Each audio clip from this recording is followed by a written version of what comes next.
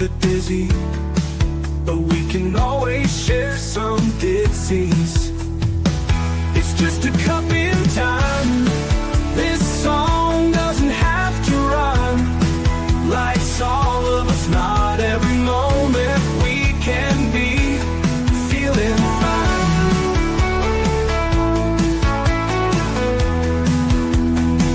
I wanna share a moment, just a second if you will, maybe even a cup of thrill.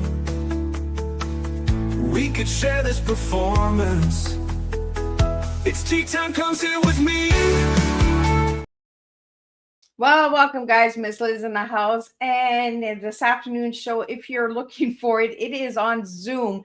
And for some reason, Zoom did not let me record it. So the recording did not work. So you can check out the live on my YouTube channel for that incredible interview with Russell Little.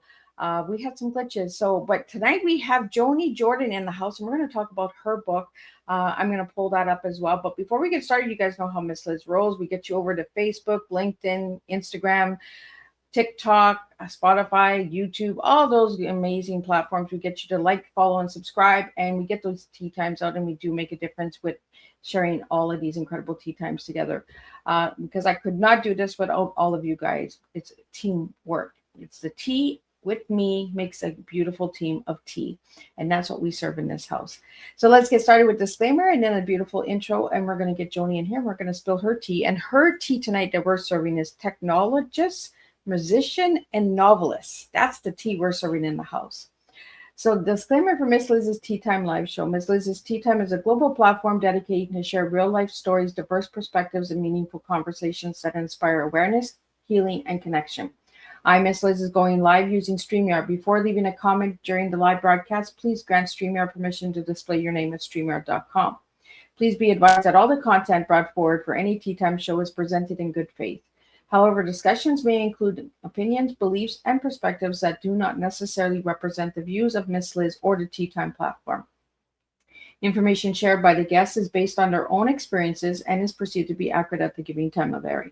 All guests, viewers, and participants are responsible for using their own judgment when considering any action or decisions that may relate to these discussions. Some episodes may cover sensitive topics, including but not limited to trauma, abuse, grief, mental health, and other emotionally triggering subjects. Listeners' and viewers' discretion is strongly advised.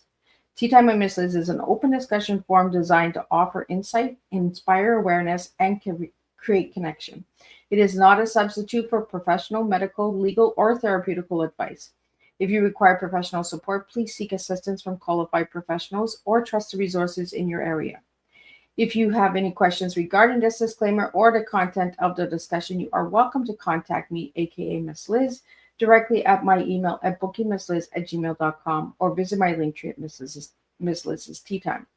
By choosing to participate in, comment on, or view these live shows, you acknowledge and accept this disclaimer. Your participation is entirely voluntary. Miss Liz welcomes you to join the conversation with an open heart, and if at any time you feel the platform is not right for you, I respect your decision and wishes and welcome you back whenever you are ready. Tea Time with Miss Liz is serving truth and awareness one cup at a time. Well, welcome to Tea Time, where creativity is honored, reinvention is celebrated, and stories stretch across a lifeline. Today's guest is a living reminder that art has no expiration date and curiosity never retires. Joining us is Joni Jordan, award-winning author and lifetime creative whose journey spans music, filmmaking, acting, photographing, technology, and now bold, imaginative novels. Born in Oakland, California, Joni began creating almost as soon as she could move, playing music at 2, performing in grade school, writing poetry in high school, and exploring film and visual arts in college.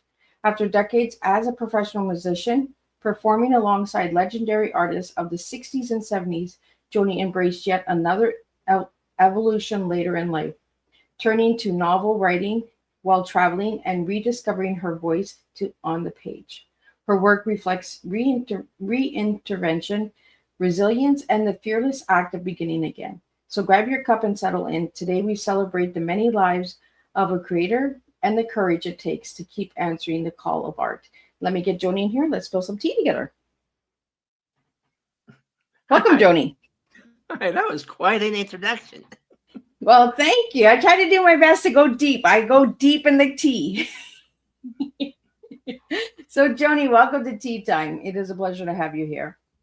Well, it's a pleasure to be here. So, Joni, tell me who you were as a little girl. I shared a little bit in the intro, but share a little bit of who you were as a little girl and who you are now. Well, as a child, first of all, I am autistic, but I'm one of those high functioning, they called it for a while. It was Asperger's for a while.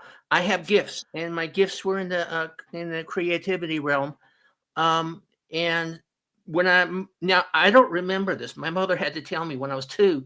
I climbed up onto the piano and one fingered the Star Spangled Banner, and I called it a baseball song. And so I had an innate understanding of notes and how they work together. I was able to sing at a young age, and I could harmonize on the fly with my father was a singer in glee clubs, and I would join him when he was singing in the shower and things. I would just stand outside and sing along with him. Joni, who are you today? Today, I am on the cusp of ending my my developer career. I am trying to get my books into people's hands. So far, my the reception's been very good, just very limited. I'm also in a relationship with another woman. We're going to get married in February. That's really who I am now. Well, congratulations, early congratulations on that. You shared that with me through email, and I'm really happy for you. Congratulations on that. Thank you. And your last name will be a little easier to say. Yes, I'm going from the Croatian name Kovacic to, well, I don't know where it's coming from, but to Stone. A lot easier, right? Yes. And if I ever need another pen name, it's a really good pen name. Oh, it is. I never thought of that. Joni, let's talk about pen names, because I've had a couple of authors on Tea Time who have pen names. What does it mean to you to create a pen name? Well, for one, it means not using my last name, but Jordan is actually my middle name, and so I go by Johnny Jordan, and but I have had other pen names. I tried doing, there's a theory that female authors don't get enough recognition, so I tried going by JJ, but that was a really short period. And it's something. I know that some authors will use different pen names for different genres. I'm writing in multiple genres. I'm just going ahead and using Johnny Jordan for them all, because I'm just not big enough to be able to afford to have multiple names that I'm trying to push. Yeah. Johnny, we had a question that just came in. Were you late diagnosed for your autistic? I haven't been officially diagnosed. In the 60s, my teachers wanted to push me ahead a couple grades, but they said that I would not survive socially, and that's one of the autistic, drawbacks.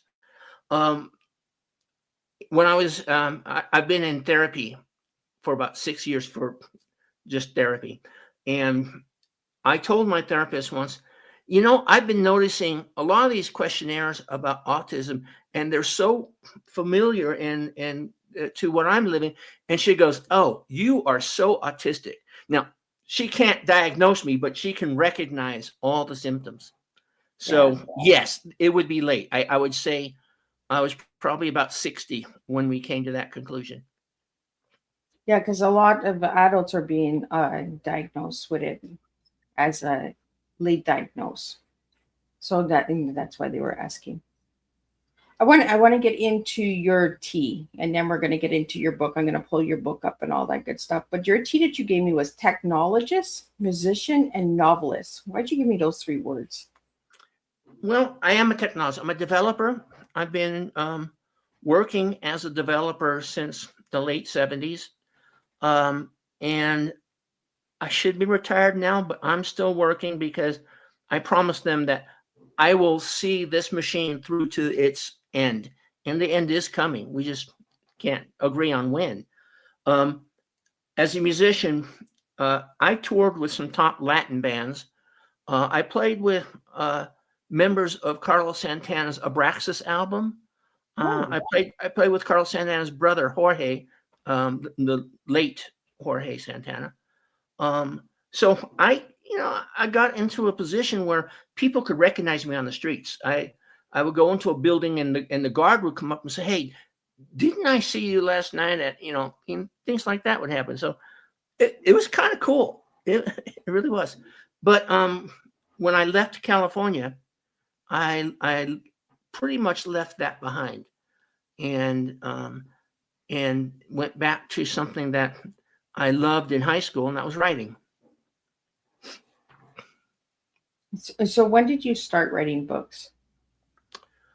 I think I started working on it, questioning if I could, around 2008.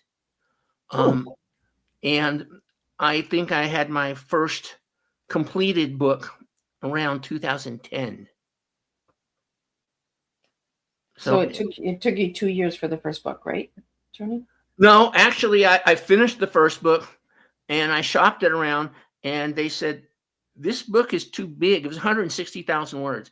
And they said, this is too big for a debut novel. So I put it on the shelf, and I wrote another book that was down around 125, 130,000 words. Well, I guess when you start writing, right, you just keep writing and writing. I was the same way when I wrote in my first anthology book. There was only allowed so many words, and I just dropped everything out. So when you're first doing your first book, you kind of just drop everything out, right, until you get it all in order and aligned to that. Well, I have my own system that I do outline my work, so I have an idea how many chapters I'm going to have and what kind of scenes I'm going to have in those chapters. And then when I start writing the first time, there's a saying in writing is to show what's happening, don't tell. Well, my first pass, I will do a lot of tell, and it's kind of like making it a more expensive outline. And then when I do revisions afterwards, I start to fill in the colorful stuff, the flowery stuff, the and I do, as I work along, I do add things that I have to go back and add a few scenes going, coming up to where I'm at. But so I do an added process. Some writers will just sit down and start writing, and they're just writing. And when they're done, they'll go through and start deleting until they have, what they want left. Yeah. Well, Joni, is it Joni or Johnny? Johnny. Johnny, I'm going to pull up your book that I was sent by Mickey, and we're going to talk about that book. So for my audio listeners, if you could describe the cover and a little bit of description and all that good stuff.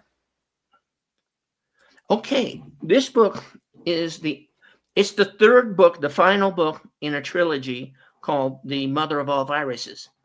And in this book, the cover, and I had to go through a couple artists to get this. The two people that you see in the front, one of them is a digital being. And so this is kind of a representation of somebody who's computer-based, or at least originally computer-based. The woman on the right is representing Sophia, which is an ancient name for God. And she, when he asks her, "Are you God?" she says, "Well, I've been called that, but I'm really just the caretaker of the universe." So he, as a digital being, he actually died, and she told him that he has a soul, and because he was quite advanced. So anyway, that's and there the pillars of creation is the hand-looking object in the back, and that was where they actually met face to face, so to say. It wasn't really face to face because they don't have faces, but yeah, face to face. Well, I kind of thought that like they were like a souls because of the transparency of the male and Yes, the female. exactly. So so in back of the male and the female, what is the image? That is the pillars of creation. It is an actual astronomical. I think it's a nebula type of a thing, but it look from a certain angle, it looks like a hand, and it is uh, a star generator that that creates new stars, and I guess it probably creates other objects too. So Johnny, what made you create this story? Like you said, this is the third of the series, right? Yeah. So what Yeah. are the first and second book? Well, the first book, a matter of fact, you don't even know the first book is sci-fi until you're way into it, Oh, because there's an artifact that's been stolen. We don't know from where. It's been stolen. There are agents, NSA and FBI agents that are trying to find it. It ends up in the hands of a college professor, and he and his student assistant, find a way to get it turned on. And as the professor is starting to try to de-engineer, see what it does, uh, something happens to him, and the computer and the student are linked to another professor who has her own project she's trying to work on. Well, in the process of working her project, this student accidentally awakens the AI that is on this artifact, and he also managed to give it a new means of power, which allowed it to grow and grow and grow. And the more it grew, the smarter it became, and it actually gained true personality. Um, the book goes through a lot more gyrations where, Armageddon, the world's on the cusp of World War III, and he solves it. Um, he actually solves it by covering the Earth in a dark cloud, and has prophets from all the separate regions of the Earth come down on lightning bolts from the clouds and tell the people to relax, that they don't need to be going to war over whatever was happening. So that was the first book. The second book has this digital creature traveling to his home planet, and he gets there and finds out that there are no more mortals. That the carbon-based, the living people, have been gone for centuries, and there is a political system in place of digital beings that were trying to preserve their place in the politics, and he does upset it, and it ends up with a battle between him and one other digital entity that managed to steal some of his secrets, and it became a huge battle until she ended up dying in a major explosion.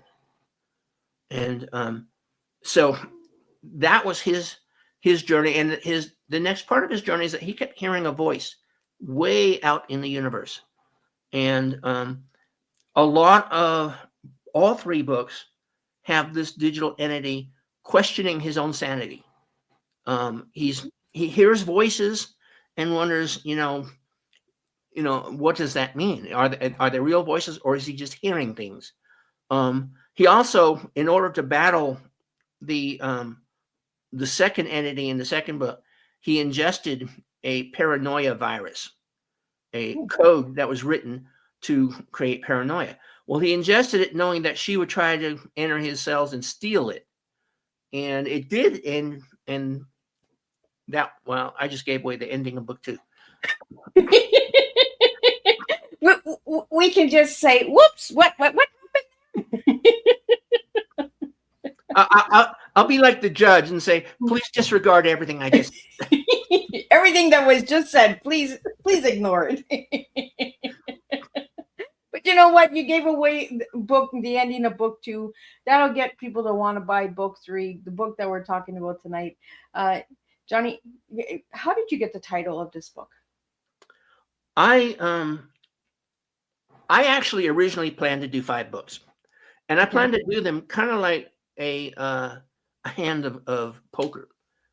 But I began to realize as I was mapping them out that they were all kind of the same story. A new villain comes up. It's Universal Armageddon, and he saves the day. And I thought, no, I don't want to do that. And then I got to thinking, let me really push the envelope here and have him meet the creator. And the creator, and my favorite phrase is, she's not who the religions are telling you she is. But he meets her, and I had to create.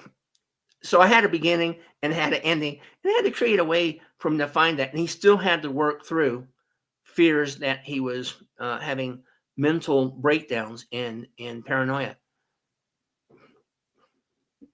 So when you create your characters, Johnny, are they part of somebody you know, or somebody in your life, or part of you that you put into your characters? Well, according to my therapist, at least 2 or 3 characters in the first book are based on me.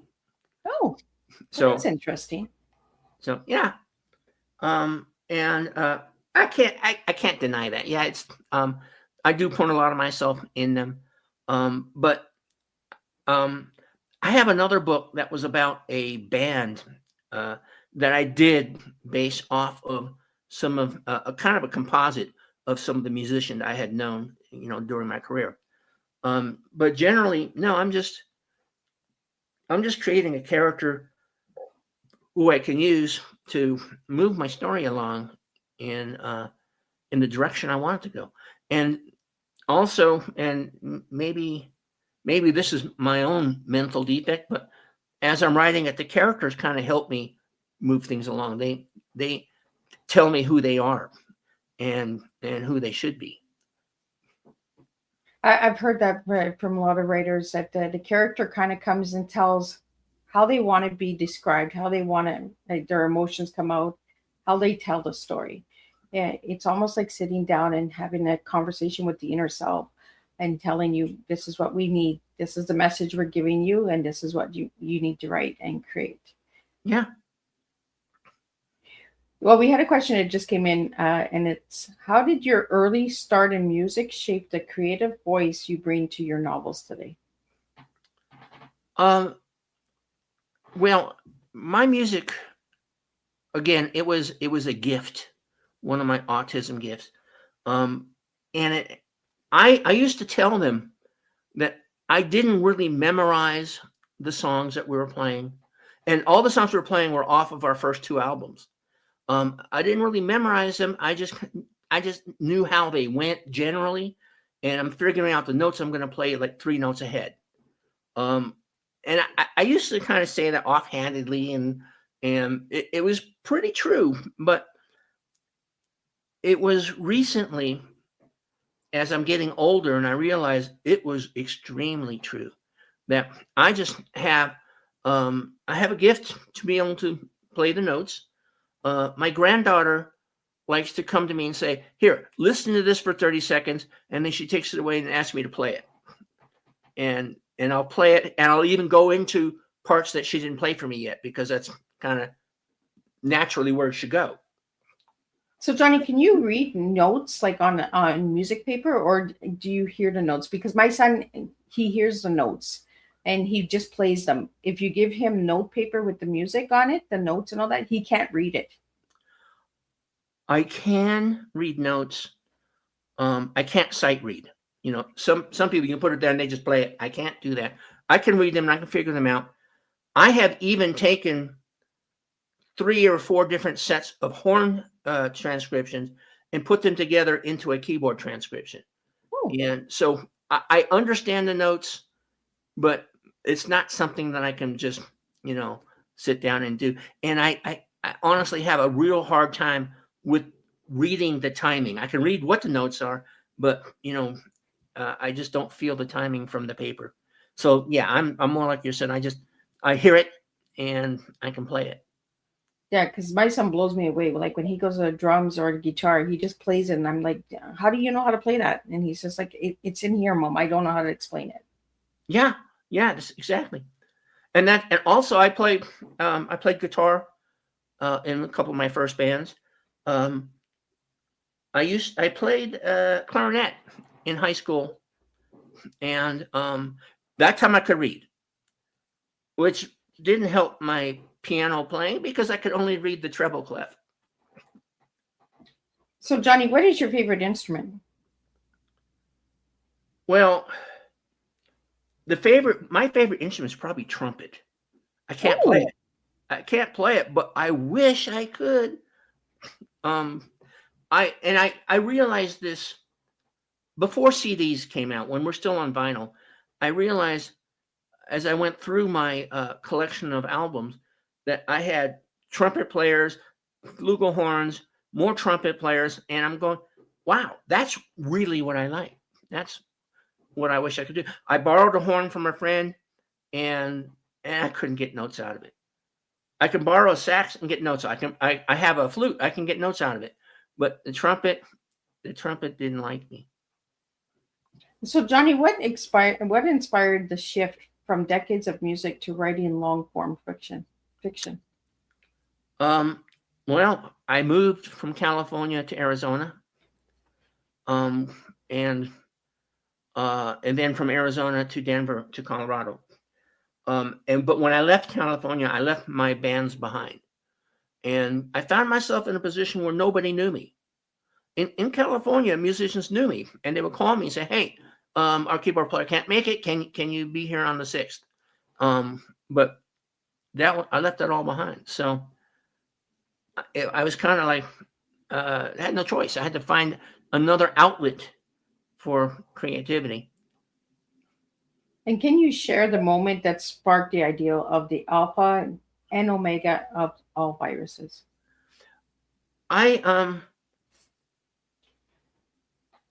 had already introduced this voice out in the universe during the second book, so I think it was already sparked back then.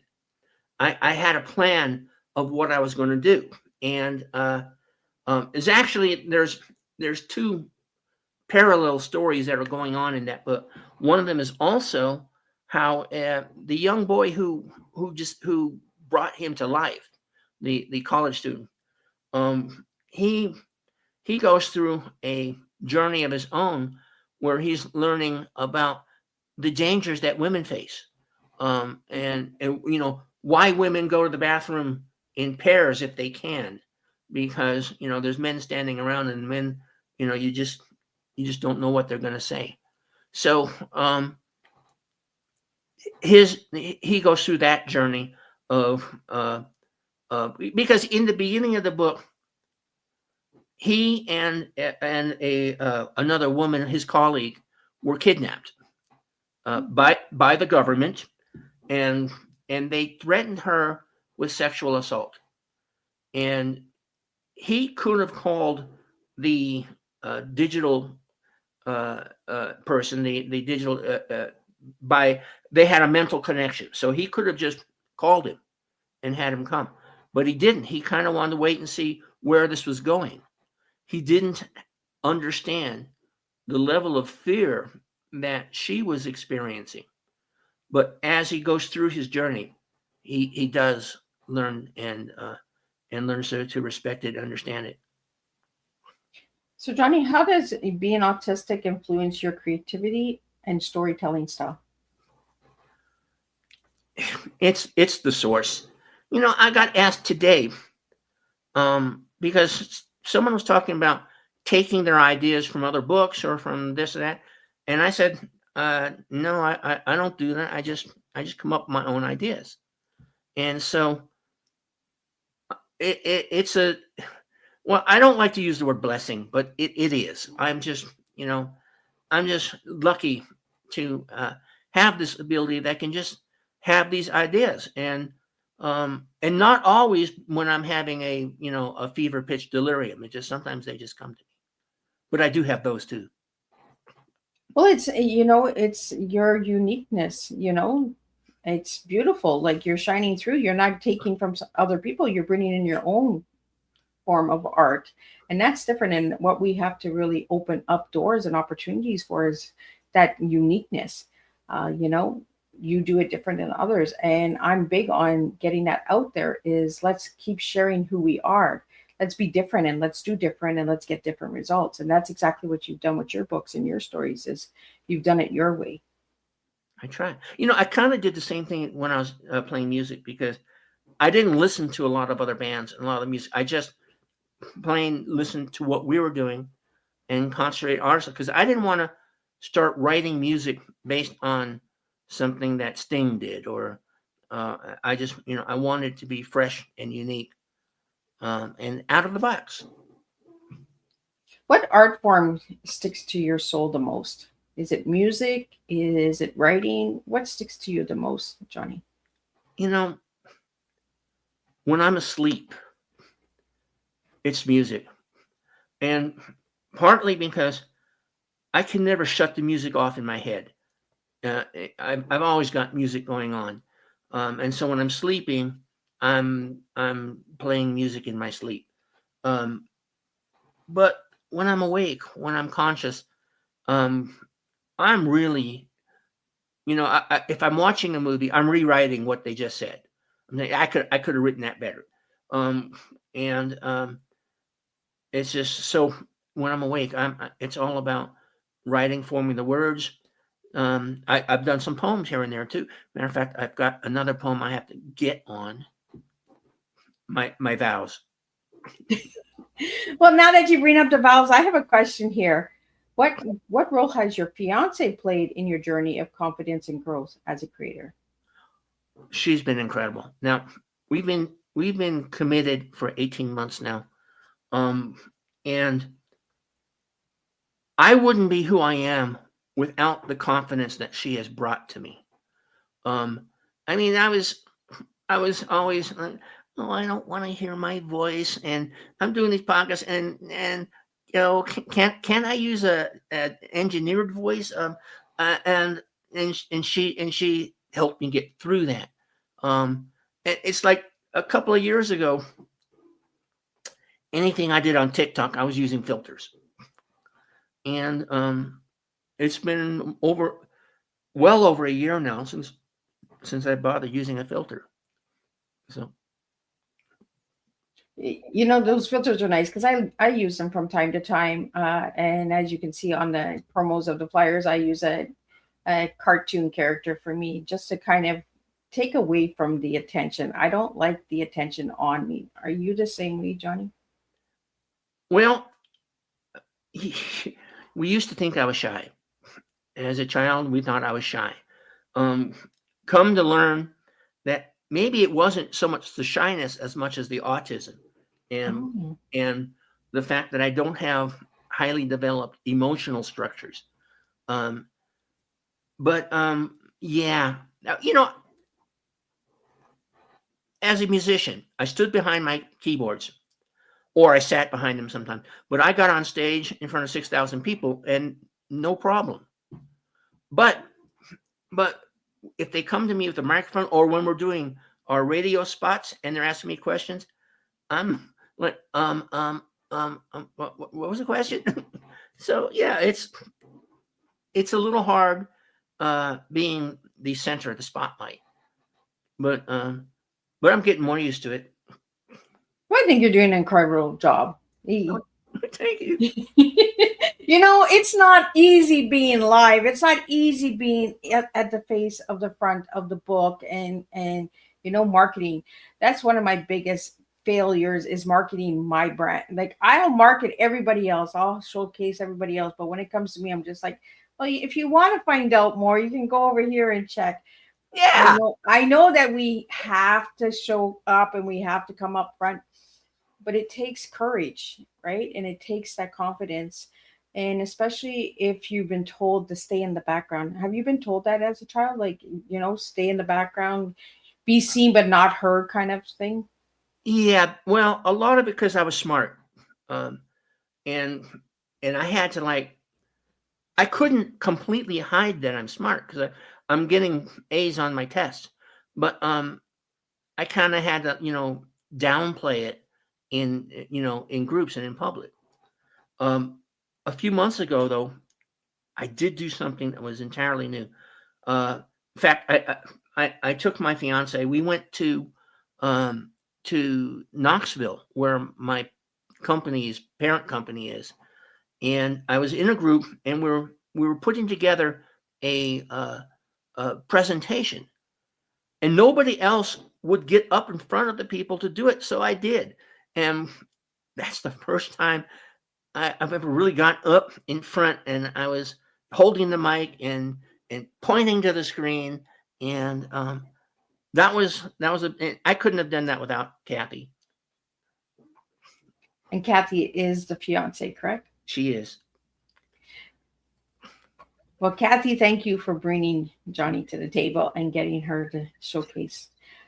I want to bring up something that I found when I did my homework on you, and it says blank paper and a question. Do you know what that's all about? Blank question, blank page and a question? Well, in high school and college, I wrote lots of short stories, poems, short stories. And as a matter of fact, one of those short stories really drove me to where I am because the bell rang and I was on the last page and I closed up my book and I'm getting to leave. And they wouldn't let me stop. They said, sit down and finish. So, wow, that was like an ego boost. But when I decided, okay, let me see if I can write a book, I'm looking at the paper. I'm thinking, how, I wrote short stories that were 10 or 11,000 words, but how can I write 120,000?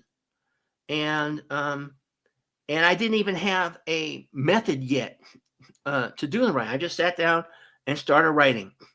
And before I knew it, I had 160,000 words. Wow. And it was like, how did that happen? How did I get here? And so I'm guessing that's what the question on the page, because I didn't know how to do it. I just did it. Well, you had to ask yourself, right? You had to talk to your inner self and say, like, how the heck are we doing this? Like, I got a paper, I got a pen. What do you want me to write? It's kind of like the characters telling the story, right? Where do we go from here? This is a blank piece of paper. Where are we going? Exactly. And by the way, that was the first book, The Mother of All Viruses. That was the first book that I actually wrote. And I'm weaving multiple storylines around each other. I've got the secretary was kidnapped and somebody puts a gun to her head trying to get her to spill information that she doesn't have. And it's just the characters are telling me, yeah, I want spotlight too.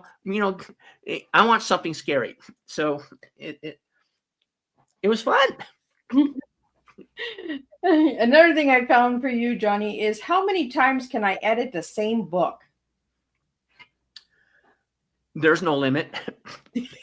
And I do hear other authors saying they hate reading their own book. They hate having to go through revisions. And 3 tops. The Mother of All Viruses, I did about 3 dozen revisions on that. And my theory was, as I go through it, one, there are certain scenes that will bring tears to my eyes and make me breathe funny, and that tells me, yes, I did that right.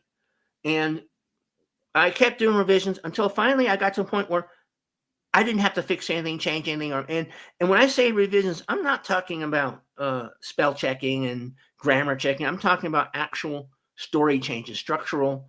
You know, do I change this? You know, should I make this player this character a blonde instead of a brunette? Well, that's kind of I don't get in that silly details, but yeah. Do I make him macho and tough, or do I make him kind of a wimpy guy that has a surprising strength inside? So yeah, but three dozen is probably the most I've done. I will typically do between 6 and 12. So, Johnny, do you have any Fonzie, laid back kind of guys in your story?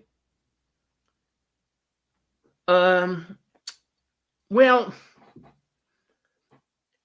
I always have some kind of a love interest going on. Oh, okay. And my therapist, who read the first book, The Mother of All Viruses, she absolutely loved the romance between the professor, who was kind of a party girl.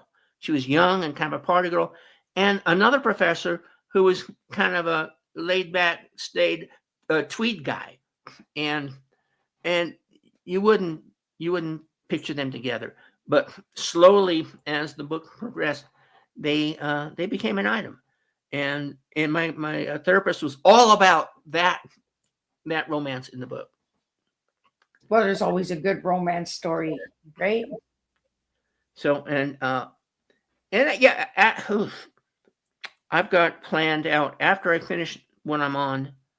I have another series I'm gonna finish, and that book is probably more than half written. I think I've got 9 or 10 chapters, and I just gotta finish it up. And then I'm gonna write a romantasy. Oh, lots to look forward to, guys. You check her out. I'm telling you, she's got a lot of good stuff coming. I want to talk to you about your poetry because it was in India ink drawing. Well, in college, I was published in a magazine. I had 2 of my indie inks published and 2 of my poems. And yeah, I did. I also did. I did pencil and I did charcoal and I did photography while I was in college. I wanted to try everything and see, where my heart really was. And so I had a couple of indie inks that were published, and I also I had a poem published in the school newspaper, and it was funny because it was a relatively small school, about 10,000 students. But I had people I didn't know coming up to me and clapping me on the back and reciting the last line of the poem. Well, that's cool. Yeah. You said 10,000 in the school? Yeah. That's like a little small community for me. Well, my high school was 400. And that's total student body, 400. Yeah, I went to a public school. I think tops we had 300 students. So 10,000 is a big school for me. I'd be like, whoa, I'd be overwhelmed. How did you feel in school? Well, and I took my SATs at Cal Berkeley, and just the room that we sat in to take the SAT scared me enough that I'm not going to a big college. Well, Johnny, I want to get into your favorite color now. And when I asked you your favorite color, you said burgundy. Why burgundy? I don't know. I have a real problem with favorites. Favorites will change from day to day, week to week. But I kept getting asked that question, and I noticed that between my clothes, my blouses, my pants, my shoes, I had a lot of burgundy. Oh, And so I'm just looking in my closet and go, oh, that must be my favorite color, because that's Or you just look good in that color. perhaps.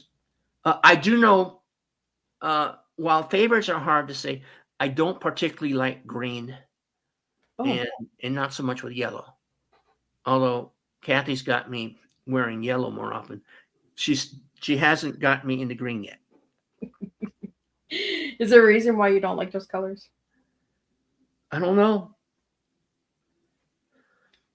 I yeah, it's the difference between the computing brain and the feeling portion. I can't compute it. Does it overstimulate you, Johnny? No, no, I just think it's icky. It's icky. Green and yellow, you're icky. Yeah. Can't do you. So I wouldn't do well in where is it? The Packers, the Green Bay. Yeah. Yeah, that's a little too green for even for me. That's just too much green. And it is true. Their colors are green and yellow. Mm-hmm. Maybe it's something to do with the Packers, Johnny. Well, I got a couple lightning bolt questions here for you. Okay. Burgundy or royal blue? What color feels like you today? Well, that's funny that you picked those colors. Because Kathy prefers me in royal blue, and she's been trying to get me into more blue.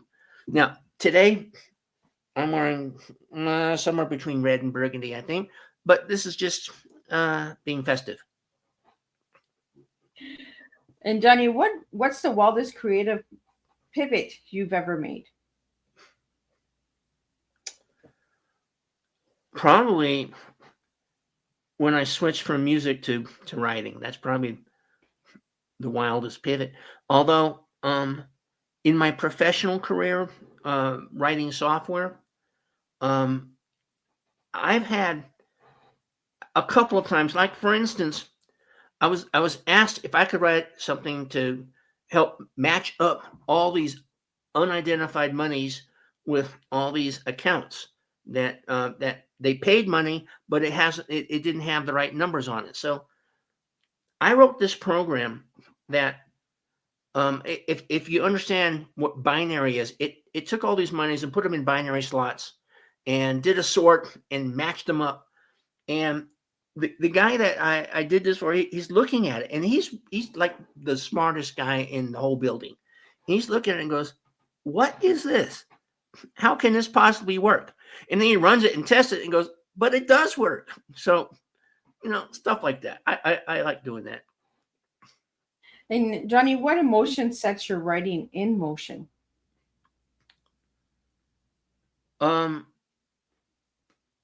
I don't always write with the motion, but sometimes I get to a passage where I've got something very, very emotional happening between the characters, and I will get sucked into it, and I'll feel, especially on the revisions when I'm reading it, and I am a sap in movies, and my granddaughter likes to make fun of this. We're watching a movie, and it starts to get a little emotional, and she grabs the tissues and hands them over to me. Yeah, and so I do have some passages in my books that are pulling on those same emotions. And when I get to that point, I guess I am getting a little more emotional in what comes up. So when you're writing, do you write in the morning, afternoon, or evening? Primarily in the morning. I get up and I write from about 5 to 7. And then I've got meetings I have to get in at 7:15. I'm working from home, obviously, for those meetings. And but yeah, primarily 5 to 7. Every now and then, especially on weekends or days off, I might get the itch and go in the afternoon. And but I do new writing. I do about 500 words a day.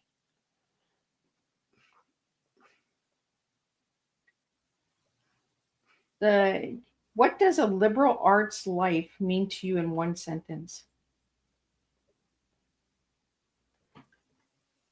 Not a job.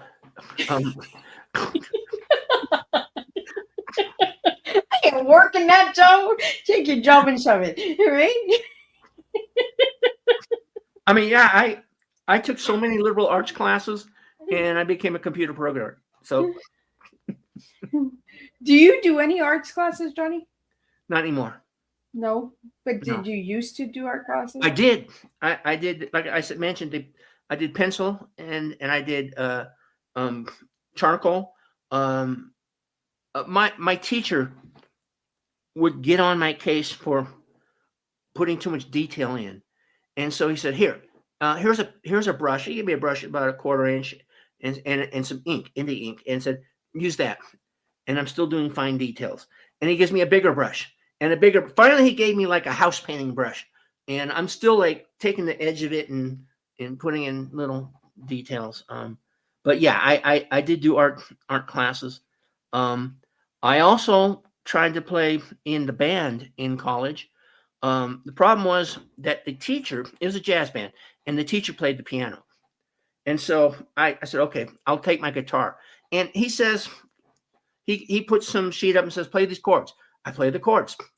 And he goes, okay, now give me your scales. And I went, what?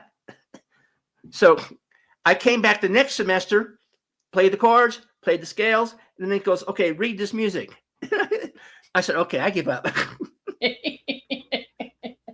not reading. I'm not doing the job. I'm not doing it. Johnny, is there any plans for anything in the arts field or anything like that in the future for you, or are you just basically focusing on the writing? um, Other than maybe doing some AI art to sell or to broadcast my books. No, I'm not actually doing any artistic work. Oh, let's talk about that AI art. Say that 5 times. I finally broke down, and I don't like using AI. It's funny. I'm a developer. I've been a technologist for almost 50 years, and I don't like using AI. But